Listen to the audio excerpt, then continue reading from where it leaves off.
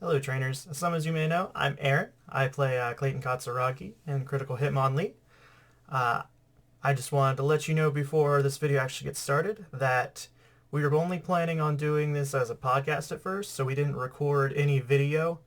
But we decided that, hey, why not just put it up on YouTube so then people can watch it like that too. So the first few episodes are just going to be pictures and other things showing what's going on. It's going to be a little rough. Bear with us. The sound is a little rough from us learning how to do the editing, and the role playing might not be the best, but I think if you can get through the first few, you'll really enjoy it. So if you just have it upon us, welcome. We're Critical Hitmonlee, and I hope you enjoy. I wish you could do God. descriptions and stuff better, you know? I don't know. No, I don't either. Or descriptions in this is... Are we starting off with 0 monies? We will get into that when we get into session 1. Ooh, I'll ask you about it. We're in 0, so... I'll ask you about it. Session 0 right now. Introductory episode. David, did you already hit that record button, fam? I did. Woo! Alright. Y'all motherfuckers ready? Yeah! Child You friendly. sure about that? I'm laughing at the child Well, I friendliness. think the whole fucker was what got him. Ooh. Alright. So, welcome to our first ever Pokemon homebrew Dungeons and Dragons. So, things that we're gonna talk about just over the course of this little session 0 is pretty much about who we are. Talk to you guys about your trainers, your starters. I'll give you guys kind of a brief rundown of the world and some small descriptions about some things that you might know. We'll go over the rules for the game and kind of what is to be expected over the course of the game. See if you guys have any questions after that too. So it's gonna be pretty straightforward. It's not gonna be anything too crazy. So, without further ado, I am Devin. I will be the Dungeon Master or Game Master, whichever you guys prefer to call me. I'm joined by Aaron, aka That's me. Clayton Katsuragi, Yep. followed by David, aka Lucas Rune, That's me. and last but certainly not least, Mr. Eli Duff, playing as Theodore Stone. Hello! Oh, God. So, we'll kind of go around, figure out and see, who you guys are, your trainers, appearance-wise, personality, all that kind of stuff. Is there anybody who would like to go first? That's I a guess lot I'll of go crickets. I can go first. That's fine. Are you gonna go first? Y'all go first. It's fine. Oh, sure. Go ahead. Alright. Let's get it. All right. So my name is Lucas Rune. Lucas Rune. My character has red hair and wears pitch black clothing. Just go for anything that you know what he One likes. guess. Just one. Just throw something out. He's gonna Google. Yeah, I gotta look at a Black list, man. I gotta look at a Pokemon. list, man. Well, in the meantime, Why? in the That's why I meantime, was like, what is he gonna play as? He doesn't know very much about Pokemon, I feel. Wait, I know my- them all. In the meantime, my character jet black clothing. His clothing is also lined in red. I wear fingerless gloves with a scar over the right hand to match the same scar that my Pokemon has over his right eye.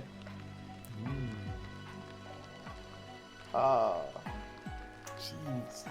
And I mean, is do you guys want to know more about the backstory, or? Yeah, tell us a little bit about Lucas. Like, how did he grow up? Siblings, parents, what do your parents do? All that kind of stuff. So, my parents, being Violet and Lee, the awesome tag team of Violet Lee, grew up, or they didn't grow up, they own a little breeding center called the Tyrantrum Breeding Center. Or Tyrant Breeding Center, that's what it is. There, I was actually about to guess that shit. uh, there, my sister, Samantha, or Sam as I call her for short, she grew up with me and my family. We, tended to the Pokemon. We helped raise them, saw them off to trainers, welcomed new ones in from trainers. And that's pretty much how I came to this little town. There I met Clayton and Theodore through, going to school. And that pretty much leads me to where I am now. Perfect. I think that's a pretty good sum up of Lucas. I mean, I'm just curious from his outfit. Just how edgy are you? I mean, On a scale of 1 to edge, mean, how much I'm- over it are you? Edge Lord. I'm at least Edge plus. Oh. All right, and now back to my guess. All right. Yep. If it's not Tyra, I will guess is it Zora? No. That's actually a good guess. That's actually pretty. I'll give him that guess. Yeah, that's a good guess.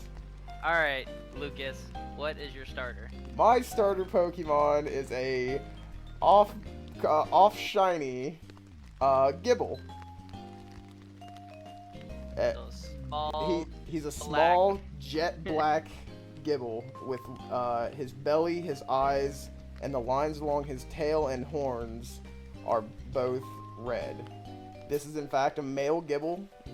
He does have the spot missing in his fin.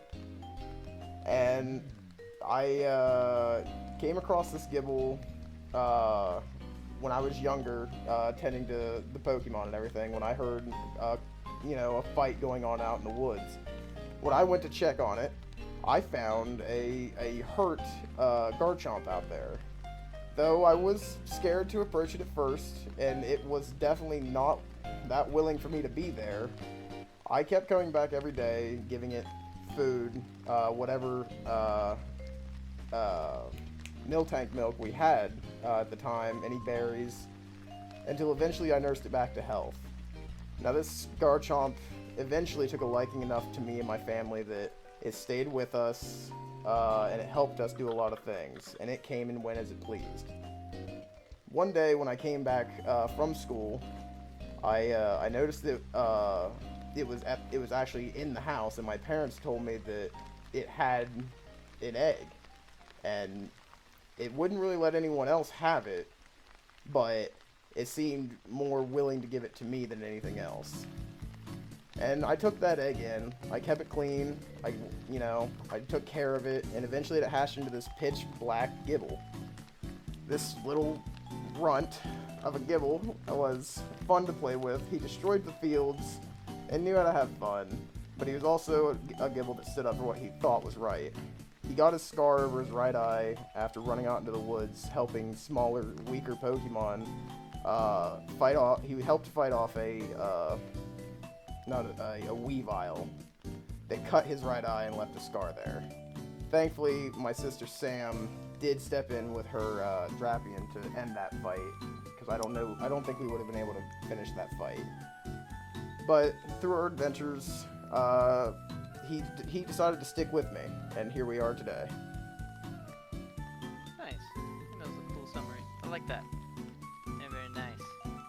Yeah. And what name did you give said Gibble? I gave him the name Black Owl. Blackout. Oh man, nice. So edgy. That's awesome. I love Edge it. Lord Lucas. Edge, exactly. Alrighty. So, who is next on the chopping block? Alright, dude, I'll get it out of the way. Oh, leave the best for Attaboy. last, Oh I my see. god. Yeah. I can't wait to take a guess at this one. Alright.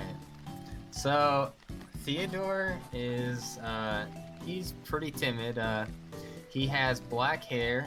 He'll wear darker clothing with like pushed up collar, but he's not afraid to get dirty. So he'll have jeans, pants on. That probably see him with dirt scrapes and stuff because he's out there digging in the ground. So Theodore is the son of a professor who was a archaeologist. He dug fossils in mines and stuff, so I'm a miner's son.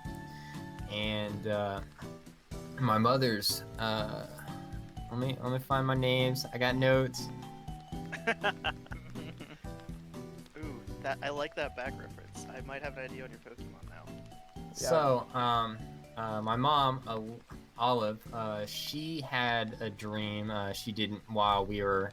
So we were from a different region, from where we're at now in the Oleta region, and she had the dream to be a bakery when she later on, but we always depended on my dad's money and stuff, and he's no longer around. Through that, it brought some hard times, and eventually we moved to Ivywood, where she opened up a bakery, where she has her friend Appleton as her assistant, and brings in all the kids. Always like to stop by after school, and all the kids and the Pokemon. The bakery's called Puffins a ton. Pokemon love it. So that's, I guess, character's look and a little of my backstory, and I guess a little more onto that. Timid kid, but my Pokemon makes up for it. He's got my back, and whenever it is a she. I'm sorry. All right, she's got my back. Whenever anything's. How's that saying, dude? When the going gets tough, she's the one. When the goings get tough, yeah, she's got my back. She'll stand up for me, and through that, I've gotten a little more courage. Now entering school at the Ivy Town, I'm starting to make some friends and get a little of my courage from her name, Melody, my Trapinch. Trapinch. Okay. Well, I was hoping we would at least get to take a guess, but that'll do. Is it? That's What is alright. did your Trapinch look any different? So my Trapinch, still like the orange color that you would see, but a lot darker grayer colored. Yeah, so it's a little bit like of a dull orange, kind of. Okay. Yeah, a little gray. So rusty if orange, maybe? you think like a Sandil's coloring, that's what my Trapinch is showing it. Me and Duff are the Dragon Lords. Ah! Wow. He's just not as edgy as I'm Lucas. so basic compared to you guys. So any questions? Anything you want me to go in a little more detail? No, I think that pretty much sums it up. But yeah, famous archaeologist father, wrote a bunch of books. That's pretty simplified. I will say, to kind of add into Theodore's backstory, that he is the new kid in town. You've probably only been there 3 months or so. Mm-hmm. So. What was your hair color? It was black. Okay. I'm like, okay, gotcha. Perfect. Anything else that you need to add, Theodore? I think that's good. Cool. Last, but certainly not least, Clayton Katsuragi. Yes. Okay. So I am going to be Clayton Katsuragi in this game. I am quite short for my age. I am 13, but I'm only like 4'6", 4'7" at best. I am very short. Got red hair, bowl cut. Kind of think like the Galactic Grunts, that type of bowl cut. Very my dad, his name is.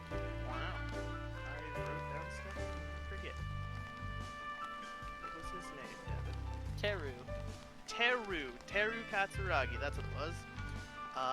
He is the owner of a small dad and pop and mom shop. He sells different berries and stuff like that. But so I got the red hair, and then I have glasses, but they're special glasses. They're more of actual like goggles, prescription goggles. I need them for reading and seeing far off. So as long as I'm just like walking around, I don't really need them. But if I'm gonna be like looking far off or actually reading something up close, they're on. But that's my headgear. Then I have a blue sweater vest with a white shirt underneath, button up, and I have khaki shorts, and high knee-high socks. So with me being a redhead, I'm not very good in the sun, so a lot of me is covered most of the time. My partner and me have known each other for a short amount of time, but we're getting along pretty well. With my height, I get made fun of very often, so I don't have very many friends. I've been friends with Lucas for quite a while, but with Eli's character being newer, we're kind of just joining him into the group recently. So that's me. More on my parents. My dad, Teru, my mother is Lily. My dad has a small berry farm behind our house. We're on the outskirts of the town that we live in, Ivywood. He keeps the farm with his 3 Ursa-rings. They help him with picking the berries and taking care of the shop. So they do the protecting of the berries, and then one of them helps kind of move stuff around for him. My mother's more of a farmer. She makes, she farms different roots for healing purposes, and she has help from her Pokemon. We'll get into that later if we ever meet them, but she has help with that. She is a very strong Scottish woman from the Galar region. People are very afraid of her when they first see her, but she is one of the nicest people you could ever meet. She is like 6'3", got long. Damn. Yeah, she is a big woman. That is a big Get girl. your genes from Yes. her. No, I did not. I got my red hair from her. I got my genes from my dad. He's like 5'2". He's a very short man. He is very much Asian from the Kanto region. There's a very long backstory on how they met and everything. So I like telling stories of my parents. I love my parents very much, and I love to tell people about my parents. So you'll probably hear about it eventually, but I will leave that for then because it would be a very long backstory on their whole thing. So we'll continue on. But my partner, whenever I was 10, I was wanting a Pokemon, like most people. My dad was like, "You don't need a Pokemon. You got my Ursa-rings. They could protect you." And I'm like, "No, I want my actual Pokemon. Like all the rest of the kids are getting their Pokemon." So my mom persuaded him, and he said, "Here, take this jar of honey and put it on a tree. If you can get a Pokemon to come in and eat it, and you persuade it to be friends with you, sure, you can have a Pokemon. But until then, it's no." So, needless to say, I went on for a while, putting honey on the trees. Random things would come in, bugs, caterpies, comb bees, nothing that I really wanted. I wanted something more ferocious, like the Ursa-rings. Well, one day, whenever I was helping, I accidentally got some oranberry in the honey, and it mixed together. And I'm like, well, whatever, it's an oranberry, and Pokemon like oranberries. So I rubbed it on the tree. Not that long after, I heard a noise, went out, and this Pokemon was eating it. Do we know what Pokemon, David and or Can I Eli? guess? Can I guess? Duff, I give you one guess. Munchlax. David? My guess. Exactly the same. Damn There it! was a very large bear, not as big as Ooh. Ursa-rings, munching on this. So I called out to it, and it turned its head, and it had the most either irritated or bored look on its face. Most Munchlaxes, you can see its eyes, but this one is very much like a Snorlax, how it squints at you. So, like, it just looked at me, and I'm like, hello. And he deuced me and walked away. I'm like, what the heck? I'm like, he eats my honey, and then just walks away. So, I just started putting honey on it, a few days, still got all the same Pokemon I didn't really care about. So I was curious. I put the oranberry into the honey again, put it on, short time later, he came back. So I started doing this over and over again, and I finally got him to trust me. So, needless to say, we're now friends, and his name's Orin, because he likes Orin honey. So that is how I met my Pokemon. I like it, dude. Uh, What'd you say he did to you? He douched you? Is that what he said? Is that what you said? Yeah, I gotta do a quick. Wait, like a peace sign? Man. Oh, okay. Okay, that's not what I thought. Okay, yeah. Yeah, deuces. He deuced out on me, man. Quickly before you continue, Clayton, Oh, yeah. Theodore, did you ever say what your Trapinch's name was? Oh, I did not. That's what I was gonna ask. What is Alright, here, I skipped out on everyone guessing my Pokemon. Someone guess the name. Oh, God. I don't even know. Somebody guessed the name. The Pokemon was the easy part. The name. Jaws. Chompers. Jaws. Alright, it's Melody. Oh, he said that Oh, yeah, it was a once. female, wasn't it? He Yep. said her name was Melody in his backstory. Oh, he did. I remember him saying that. I don't recall that. Yeah, I But remember I think I did now. That could Wow. be Devin forgetting because I'm. I mean, I forgot that I did too. Look at how much we pay attention. I paid attention. Well, kind of. Yeah, after you said it. Hey, There you that go. point being Points, said. points for you, good sir. Hey man, I gotta give him Start something. out with an extra Inspiration dollar. points? I'm just kidding. No, Yes, I'm gonna poke a dollar. I'm not that nice. Let's go straight to the bank. Okay, and then explaining how my Munchlax looks, because I kind of missed that part. Absolutely. His ears aren't straight up like they normally are. They're more out farther to the side, and they point outwards, so kind of think more of like Yoda, but not quite that far on the side of the head. They're more up, so there's like a middle spot, I need to get a picture of it. middle open spot. And then instead of just having a little small circle on his like chest, it goes further down and has what looks like straps over his shoulder to make it kind of look more like an apron. But all the rest is normal for him. The Man, color and everything. I'm not gonna lie to you. I was really hoping you were gonna be like, he's got floppy, droopy ears. He doesn't have floppy ears, sorry to say, but they are further spaced out. And I will tell you the reason for that. At first, I wasn't really thinking about it, but my father is a very big baseball fan. But the team that he likes is called the Ursaring, and that's why he has Ursaring, because the team he likes Pokemon too. The problem is the Ursaring aren't a team anymore, so all those shows, all the ones that he watches, are old recordings. So they're going crazy. They know what's gonna happen, but they're still like, yeah, home run, woo, and go crazy about it. I don't understand it. I mean, the first few times, woo, great, yeah, but I mean, I know what's gonna happen. So they can do them. I like baseball too, but my dad got Munchlax, Orin, wrapped up in it now, and he loves it too. So, to finish his description, he also wears a baseball cap, either forward or backward, depending on if he's fighting or not.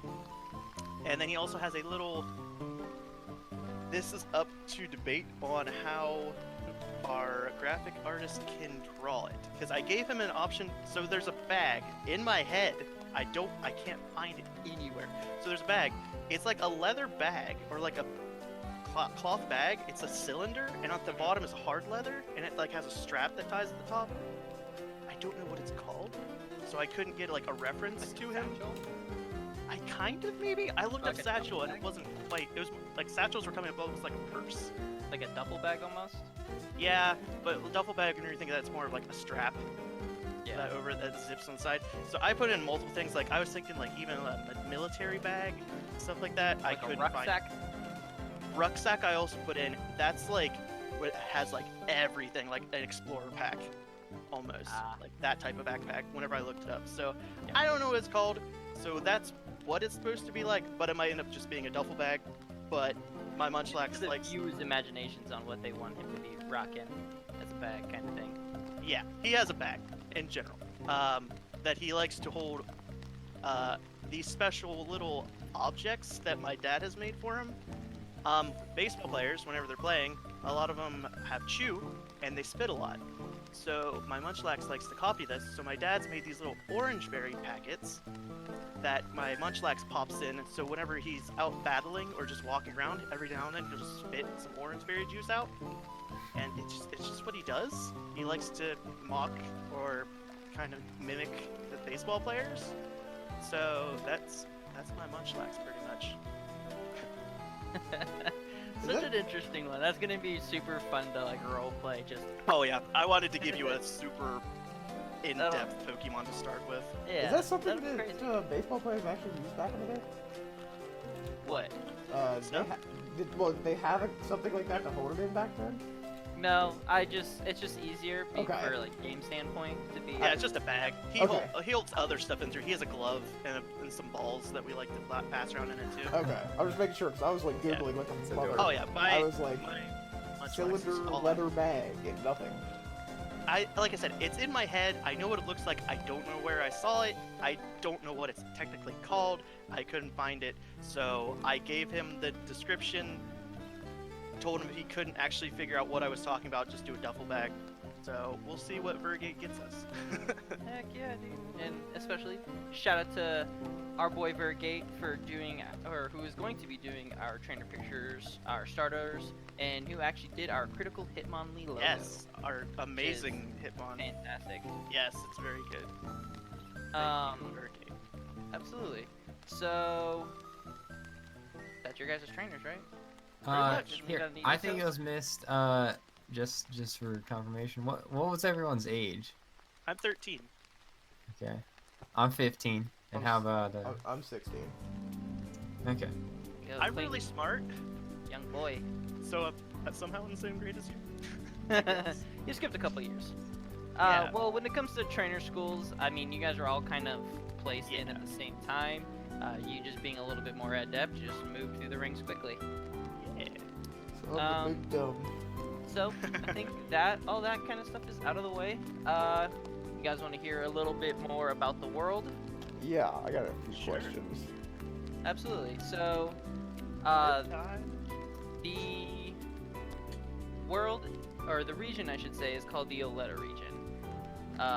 It's heavily forested region itself with a few mountains here and there, but mostly just really thick and dense forests. It's one of the less inhabitable regions only due to the fact of what happened 25 years ago, which was the never-ending war, where Pokemon were at war with humans. The war lasted for nearly 50 years, and it was just a constant war back and forth. It was Pokemon fighting and actually killing humans, and humans killing Pokemon.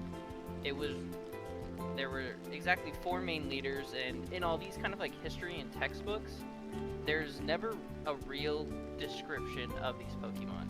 The only ones that you got was a gray, bull-like Pokemon that ruled by the land, a large blue whale ruled the sea, a dark black mist came from the shadows, and an orange mass quicker than light that ruled them all.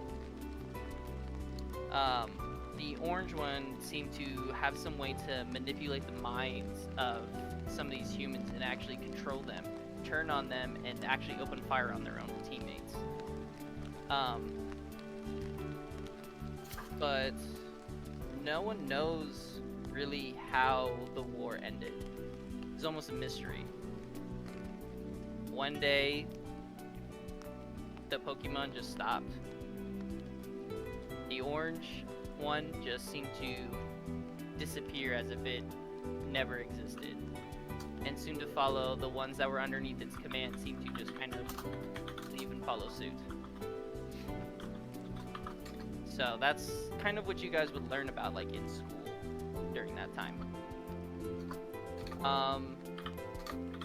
But yeah, and we're kind of taking place about 25 years after that. They kind of developed the Pokemon League, which is the 8 gym leaders and then the champion himself all kind of got together and created this league to where they can prevent a war like that from happening ever again.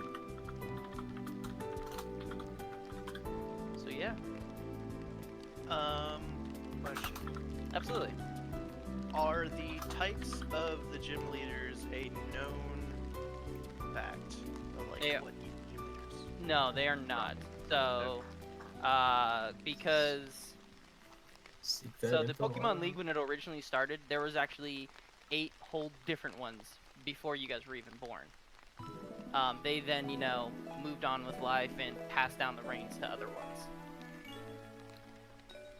So we know of like past gym leaders, but not present. You guys not so much. It's kind of just gotten tossed to the side. You know that there was one gym leader who was a fisherman of sorts, and he had a ginormous red Gyarados. Oh, solid. So he was one of the more publicly known ones. Everybody else kind of kept to themselves.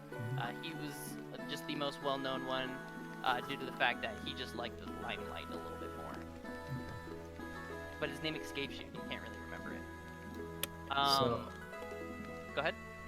I was gonna see if you could elaborate a little on like the 8 gym leaders like preventing war with Pokemon. Is that still something in this world that's happening? Are there still aggressive Pokemon in the wild that attack humans? Yeah, some attack humans just because it's just in their nature. It's just more animalistic. They, you know, some of them are so deep into like the forest and keep themselves so far out of reach of humans that they kind of just instinctually attack. Okay. So that I don't know, that just 25 years in the past, kind of they went from protecting people from Pokemon to more of it's kind of resided to it's just a passive world now. Yeah. It's just so yeah, and the gym leader's whole aspect is to maintain certain sections of the region and make sure that if people need aid or if Pokemon need aid, they're the ones in charge and to be the one to help and take over. Mm-hmm. I got yeah. a question, but maybe not necessarily about the world, but about the game. Mm-hmm. Is that okay? Yeah, absolutely. We're actually just looking over some of the game rules. Okay, cool. Well, do you want to just go over them, or? And that's kind of something that I wanted to talk to you guys about as well, and make sure that we're kind of all on the same page. And also, before we do get into this, I do want to give a quick shout out to the people over at Boarding Party. Yes. Without them, they're a major inspiration for this campaign.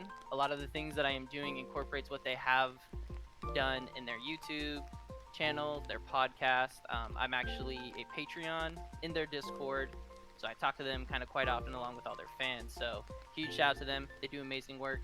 If you guys come across this before them, definitely 100% go check them out. Definitely. But yeah, so some of the game rules I'm kind of going over are going to be the capture system.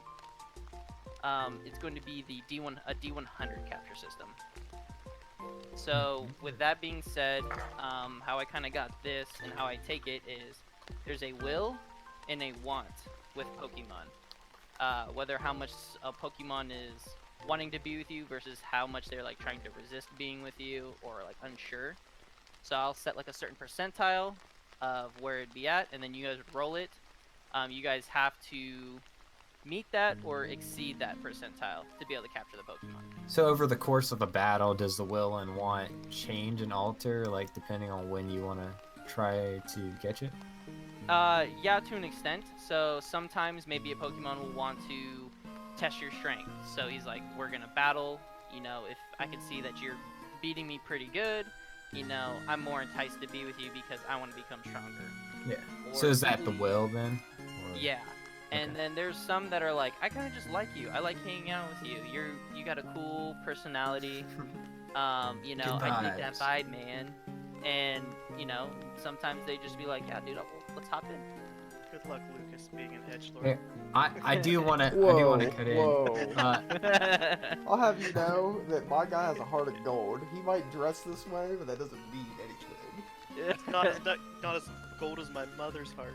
You wish. Wow. What was that?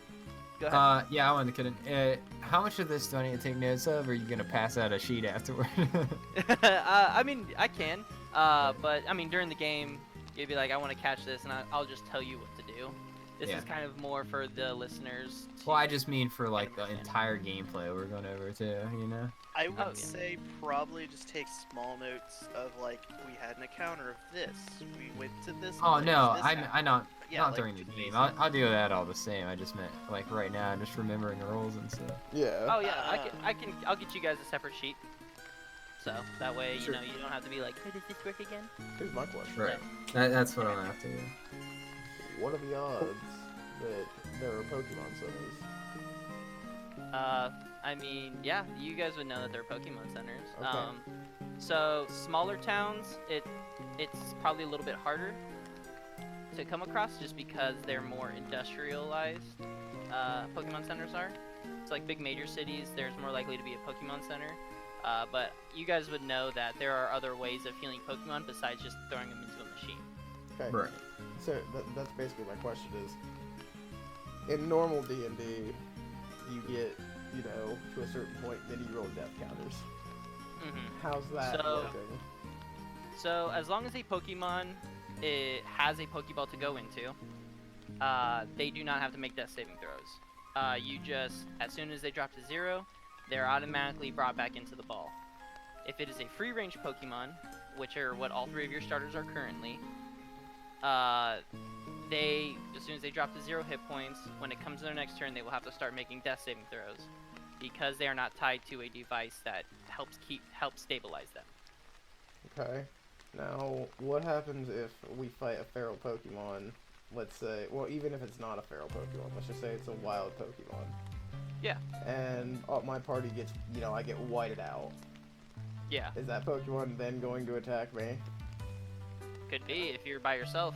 Okay. Gotcha. So, And then my last question. mm-hmm.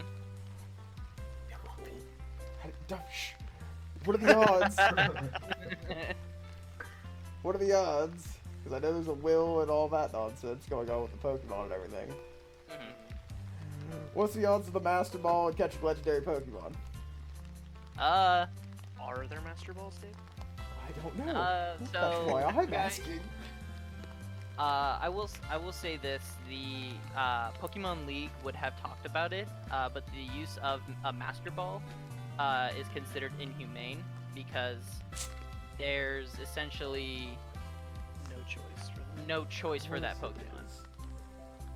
So they have ruled it as an inhumane thing. Now that's not saying that it doesn't exist. Right. Used in like extreme situations. Yeah, it's something Or that like Evil it's people might use them. exactly something like that. But legendary wise, you've heard tales and rumors of strange Pokemon that people have never heard of before. So there's legends of them. It's always a possibility. I was gonna say, you probably already know where I'm going with this, but I know who I'm looking for. I already made an emote for you.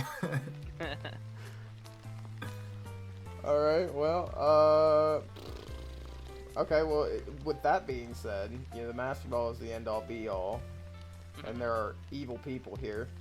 Same rules statically apply from the game, right? Nobody can catch my Pokemon, right? Maybe, Nobody can catch a Pokemon that still has a Pokeball to return to. maybe. Huh. I don't like that. Have to wait and see. I don't like that. Just have to Yeah. wait and see. So, but yes. Dude, take a bite, Gibble. With just like the general knowledge that we know that like as like school kids and stuff, we would know then not just the world that the Pokeballs like are a stable lifeline for our Pokemon. Mhm. So, I guess you said all of ours are free range at this time. Yes. Is that?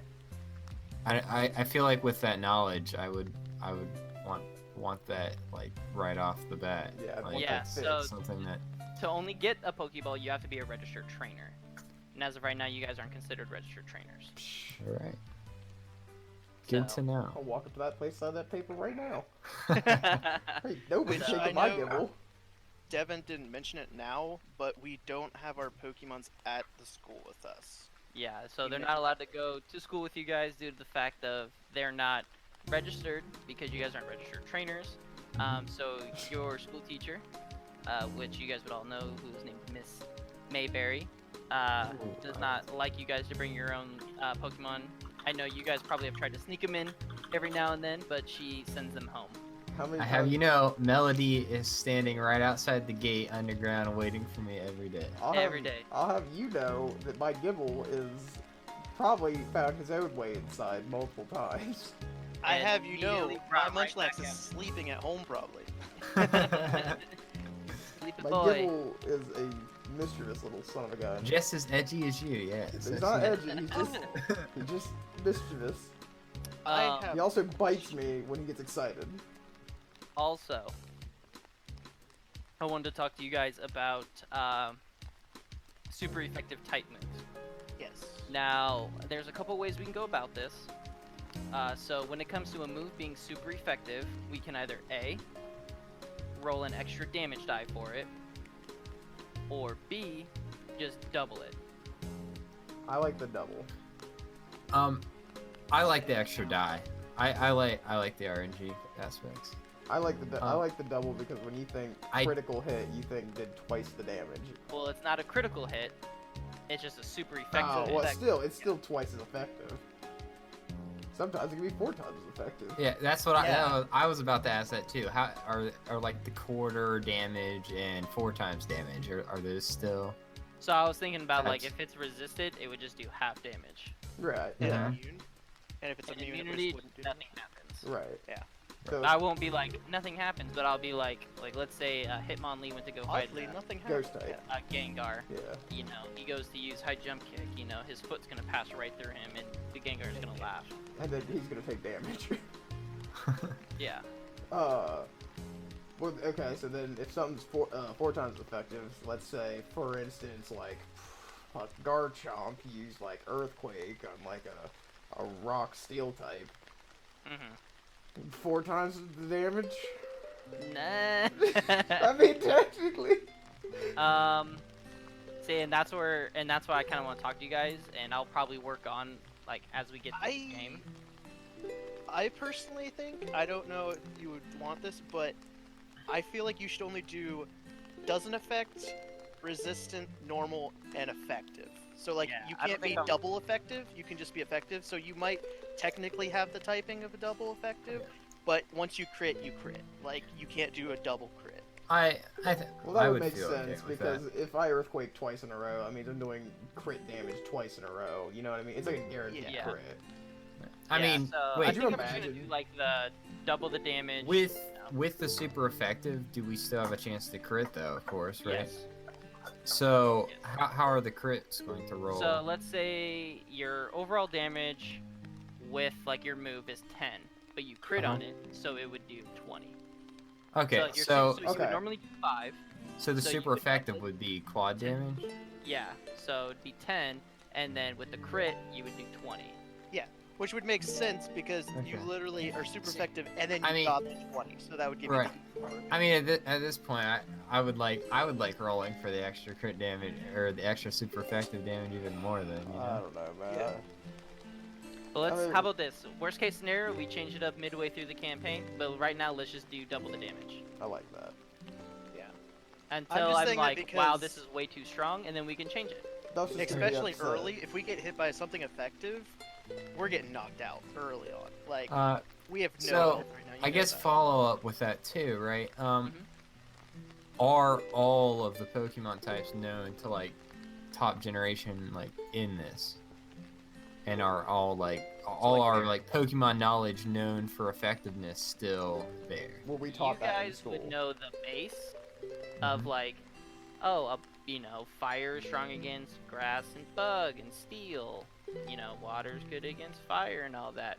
But when it comes to knowing like the actual Pokemon typing, I would have you guys make a certain check to see if you would Right, know, or yeah. to see if you know that Pokemon. Oh god, this is gonna be real hard to roleplay And then because I'm at instantly gonna those be like, points, at those points, it might be like you use a water gun on the Charmander. It looked like it did more damage than you expected. Do it Yes. something like that Mhm. instead of like. yeah. Well, no, yeah. no. It would be like you would learn it as we're playing. Otherwise, Absolutely. we would have to do like an intelligence check of some sort. Yeah, Mhm. it's just Yeah. that's gonna be hard for like as a role playing. I don't know about you guys, but I feel like that'll be hard for like just me because he's gonna be like, you see a Metagross, I'm like gonna instantly hit that with a break or whatever. So, and that's another thing. I'm not going to be telling you what the Pokemon is. I'm going to describe what it looks like, and then leave that for your imagination. Oh. Yep. And he's gonna be probably quite vague, so you'll kind of get a gist. Like, I hey, mean, it at might the be point one of- these. Yeah. Yeah. I know. With everyone playing, it's hard not to do that. I was gonna say yeah, exactly. So, yes. Any final questions before we go ahead and start wrapping things up? Yeah, I got one. Okay. Okay, so Told you it wasn't your last one. you don't know. Anyway, question that I have is so. And Aaron kind of explained this to me, which by the way, again, guys, definitely go check out. I don't know them personally. Devin, who were they? Boarding party. Boarding Party. Go check them out Fantastic again. people. They explained a little bit to me, but I guess I guess I understood it. It's just I don't know how fair it really is. Aaron, so I asked him, what happens if we ever got into like the grass battle? And it's one Pokemon, and all three of us are allowed to throw a Pokemon out at this thing and beat it? So there are league battles, league sanctioned battles, and then there are just battles. So a league sanctioned battle is like if you go to a trainer, and you're like, hey, let's do get out. I want to see how strong you are. You guys will set rules there to where it's like, if this is a one-on-one or a double battle where we can use our entire party. Okay. And then, you guys establish the rules there. But if you're out in the wild, it's fair game, baby. Okay. So guys, when you go up to a trainer you don't know, make sure you ask how many Pokemon are in the party first. Yeah. How many Pokemon am I allowed to use versus you? I got 3. Good. Guys, get out here! Get him! Okay, I have a question. Yeah. Our parties, what's our max? Is it 6? Like As of at right normal now, Pokemon we're games? starting out with 3 Pokemon. 3 max. Pokemon max. Okay. Ooh, And you I get to have pick a each and every question one of along them. that lines. Is there going to be a list for future levels and such for a feat list, I guess, to work toward? So when you guys do something or complete something, or I feel as if you deserve something, I will give you guys essentially a feat that will benefit your character in some sort of way. It's unfortunately, as mean as this sounds, it's not something that you can choose. But if you want to try to be better at something, you can always be like, hey, I want to try to do this. And then you will kind of earn that. Does that make sense? Yeah. Yeah. Okay. So there's not specific levels that this happens. It's Yeah, more your just Pokemon are the only what ones that get experiences. levels. Yeah, your Pokemon are the ones that get levels. You grow as a trainer along with your Pokemon, so you guys will learn how to better, battle, take care of, do certain things with them or for them kind of deal. Okay. No. Gosh, I have another question. And they just keep on. So this is your third. This is your my third final question. Exactly. Which I probably have another one after that after I ask this question.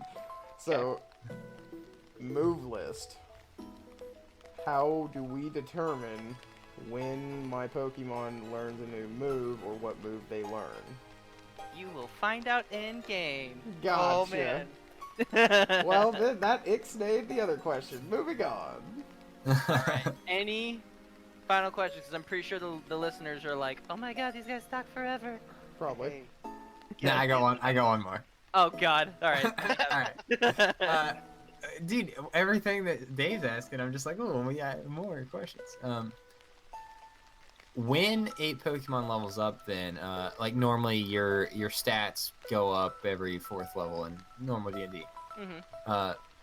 When a Pokemon levels up, is that based on like every 3 levels as well after the first that their stats go up, or? Again, it all depends on how often you use them, what you're working on with them, and more of that's going to be introduced during the game. Right. I mean, that makes sense, right? They're not going to level up if you're not using them, but. Yeah, but when it comes to stat-wise and stuff like that, it'll mostly take effect more heavily when they evolve or when they're like constantly trying to do something or trying to learn something, then Okay. you will see a more significant change in, like, let's say a specific stat. Okay. Okay. Gotcha. So Are you going to update those as we play, or tell us when they I will update? definitely I will update. That's something that we kind of do off screen. Okay. And that way, yeah, and we kind of just play it out from there. But yeah, I will update you guys on them, and then we will take care of all that when we are not recording. Gotcha. All right. So, Sounds good. is that everything? That is everything. Finally. A, Awesome. a finishing comment. Okay. I'm really glad that me and Dave both guessed Aaron's Pokemon correct. Yeah. I'm sorry, I'm so predictable. I had to go with my OG favorite. Yeah, Pokemon. you're Well, to be basic. fair, Aaron Go had with mine Snorlax. guessed too, and we weren't supposed to tell anyone about what our stars were. However, don't- I messed up literally minutes before the recording started this time. And he slipped on He told who me. the starter was. I just instantly was like, because we were told to give pictures of our Pokemon, and the picture that I had didn't match what I gave. So as confused as I was, I said, "That's not my That's not Gibble." Like, wait, you have a Gibble? I was like, Oh no. so. Alright. Alrighty, guys. Thank you so much. I know this was a super long introductory episode, but you kind of get the feel of, you know, us as players and how our characters are gonna, or how their characters are gonna kind of play. So thank you, if you're still listening, for sticking around and enjoying our nonsense. You can find our social media on Twitter is at crit_hitmonlee. For Instagram is at criticalhitmonlee. Facebook at criticalhitmonlee as well, and our Patreon at criticalhitmonlee. Again, my name is Devin. You could find me on Twitter at DEVYNTHEDM. Aaron, any social media for you that you want to shout out real quick at the very end? I won't plug it. It's good. No plugin? Okay, no worries. What about you, David? Anything? I mean, you can check out my YouTube. It's just Burner56. I got me and the guys playing games. I just recently uploaded a different D&D campaign, but I plan on also trying to get this out there. I'm recording everything that happens in Roll20 for you guys, so you guys can see everything. But that's it for me. And last but not least, Duff. Anything that you want to plug? We're a bunch of chumps. I don't use social media, so maybe we'll get into that. We're a bunch of hermits. Anyways, guys, thank you so much for hanging out. We are Critical Hitmonlee, and we'll see you guys all in episode 1. Bye. Bye.